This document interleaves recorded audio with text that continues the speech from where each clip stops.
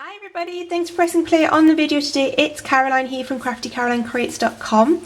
This is today's project, a really fun little triangular shaped gift box.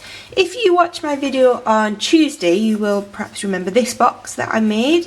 This is a lovely box made from a piece of 6x6 DSP. I'll link to it below if you didn't see that project. But this does have two glued ends, so you do need to break it open to get your treats out from inside. So when I was making that one, I thought I would make one that has a lid. So that is what we are making today. So that slides off very easily. Yeah, that is all I have to say. So shall we start and get on and make it? Okay, we're going to start with a tiny little bit of scoring. We need a piece of Whisper white cardstock. Here it is. That one's got some on it. It's got some smudge on it. So here's another piece. I always cut two pieces just in case. Measure 6.5 by 6 inches and bring in my scoreboard, and we're going to score along the short side at 1.5 inches and at 3.5 inches. Sorry. We're going to score along the short side at 1.5 inches. That's it. I'm getting confused. So I'll say that again. 6 by 6.5 cardstock along the 6-inch side. We're going to score once at 1.5 inches. Okay. You can do a little bit more scoring, but firstly we're going to do some stamping. We are going to use Blooms and Wishes. Here it is. And I've just picked out 3 of these little flowers. I've mounted those up. Oh, that one's slipping around a bit. That block needs cleaning, obviously. Let me just give that a quick clean. There we go, that's better. This is a video of bloopers already, isn't it?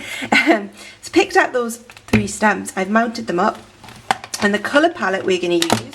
So the example that I showed you, this is Sweet Sugar Plum. This is Rich Raspberry. And this is Rose Red. Those are the colours there. And we're using paper from the Succulent Garden Designer Series Papers pack. This time we are going to use Island Indigo, Tranquil Tide and Old Olive. Not a combination I've actually tried out. Fingers crossed it will work. If it doesn't, I'll not put this video out and maybe do a bloopers reel at some point. Just going to open those up. And where we've done this score line, I think you can see it. This is going to be this down here is going to be the base of the box. So when we're doing our stamping, we want to keep it in sort of this section here so that we can see it all. And all I'm going to do is I'm just going to pick out one colour for each flower, and I'm just going to then start doing a bit of random stamping. I'm going to mix it up a little bit so that I can sort of go back and fill in some gaps. Those are quite similar, aren't they? Can you see a difference there? I think so. What should we do? This one here, maybe there. There we go. I'm going to pick this one out now.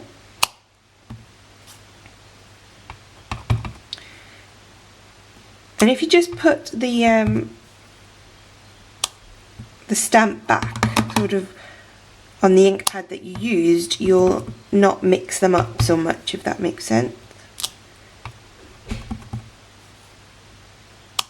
Put another one of those there, just so I'm not getting too much of a little pattern going. And then that one again there, and maybe there too. Okay, so we've just done a little random pattern along the bottom of our cardstock. Just going to put this ink away. I'm not showing that the difference between Island Indigo and Fresh Fig is Tranquil Tide is coming out perhaps as much as I would like, but you can see there they are different colours. I think we'll go with that. So now let's do a bit more scoring. Okay, here is my scoreboard, and we are going to score with our stamp side down. Now with the 6.5 pit along the top, we are going to score this at 2 inches, 4 inches, 4 inches and 6 inches. All of the dimensions, as always, will be over on craftycarolinecreates.com, so don't worry too much about rushing to write those down. There we go, you can see those score lines hopefully. I've also got a piece of Designer Series paper. As I said, this comes from the Succulent Garden Designer Series paper stack. We're going to use this kind of subtle rain sort of pattern, I think I'll call it. Just have a floral one on the other side.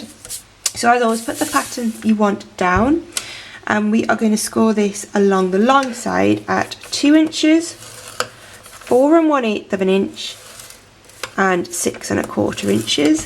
Flip it round and we're going to score it at 1 1/2 inches and 3 1/2 inches. This DSP is offered at a really good price at the moment in the retiring sale, so a good one to stock up on. So let's start by doing some folding and burnishing of those score lines.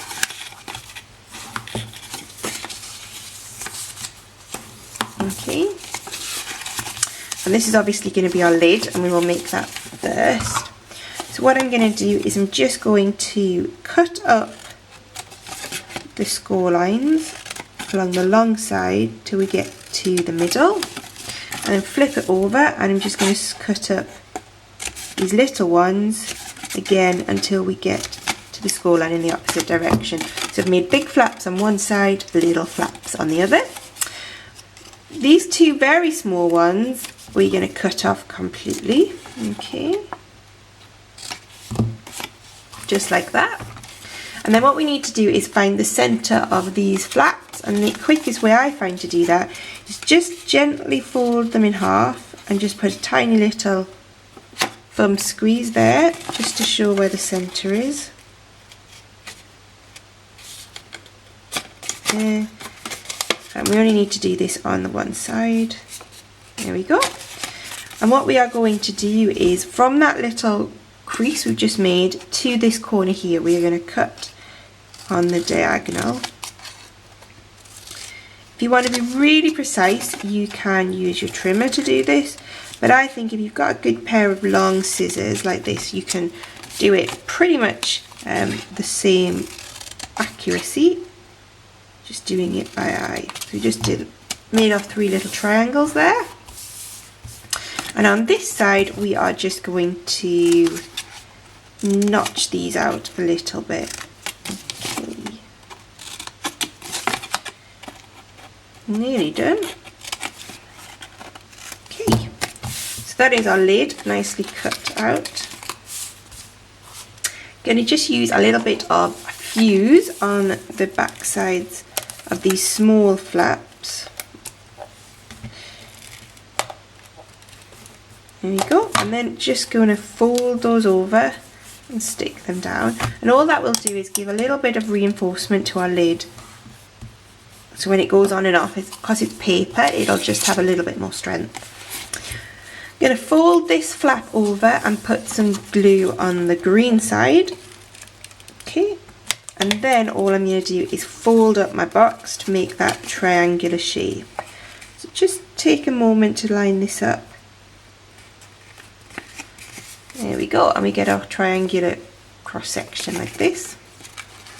Then our lid flap sections are just going to fold in like that. Okay, and I'm going to stick those down using a little bit of Tombow. There we go. Just make sure you get right to the corners. Stick that down there. And you can turn it upside down and get your bone folder inside just to help that stick down. There we go, that is our lid made, just a little bit of glue squirt outside. So let's turn our attention to our stamped piece of cardstock, which is going to be the sort of the base of our box, and we'll fold and burnish all of those score lines.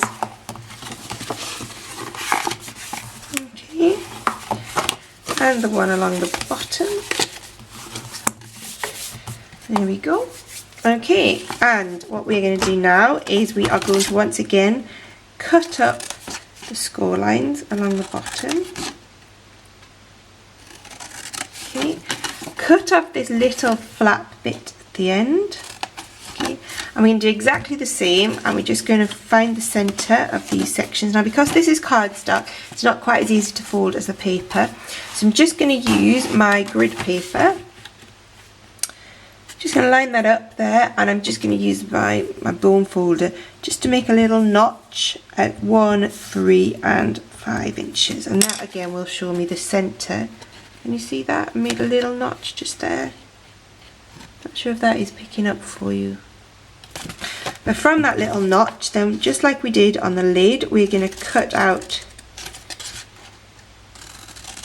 to the edges.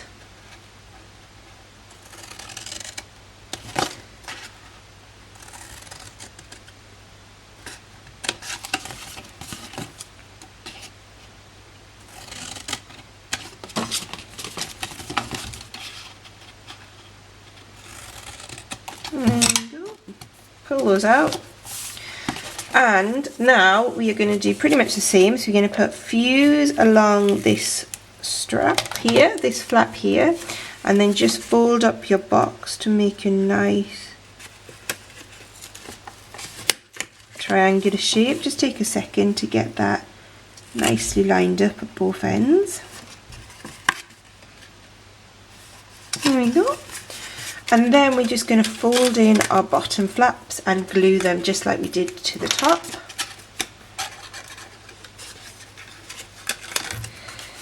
Okay, fold that over, and then I'm just going to stick my bone folder down again just to make sure that that sticks down nicely. And then we should be able to slide on our lid just like that. Perfect. Looks nice, doesn't it? I quite like that. I'm just going to finish it off with a little bit of ribbon. This is another bargain at the moment in the retiring sale. This is the Falling in Love ribbon. You get 2 reels, one of this gorgeous white with a little stitching on it. Is the camera focusing on that? I've showed you this ribbon a lot before. It really is a lovely ribbon. You get a reel of white and a reel of real red. And I'm just going to then tie this round here. Not going to do a bow, of course I'm not. I'm just going to do a little flat knot.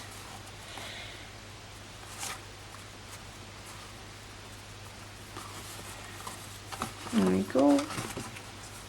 Oh, it's not, still can't even do a flat knot. Right, that's better.